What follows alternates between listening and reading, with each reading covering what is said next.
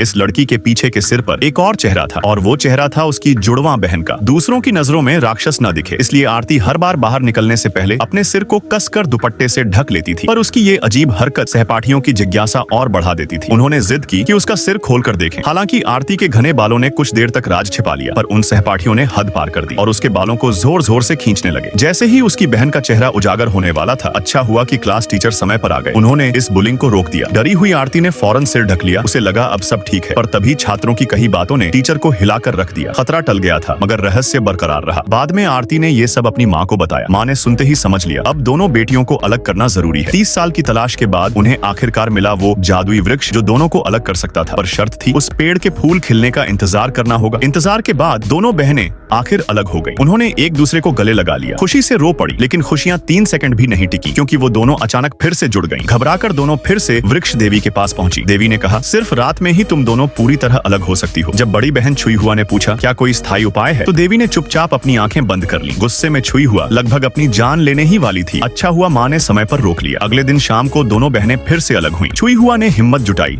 और अपने crush Shao Shuai से मिलने चली गई। 2 साल तक बात करने के बाद दोनों को एक दूसरे से प्यार हो गया और वो कपल बन गए। लेकिन एक दिन जब छुई हुआ वॉशरूम गई तो आरती की मुलाकात शाओ शुआई से हो गई। हाथ से गुलाब का फूल गिर गया। शाओ शुआई ने उसे उठाया और तभी लौटती छुई हुआ ने ये देखा। उसे लगा कि उसकी बहन ने उसका बॉयफ्रेंड छीन लिया है। दोनों में जबरदस्त झगड़ा हुआ। अच्छा हुआ शाओ शुआई ने समय पर सब समझा दिया और गलतफहमी मिट गई। दोनों बहनें फिर से मिल गई। आखिरकार उन्हें मिला वो तरीका जिससे वो हमेशा के लिए अलग हो सकी और फिर दोनों ने शुरू की एक खुशहाल और आजाद जिंदगी।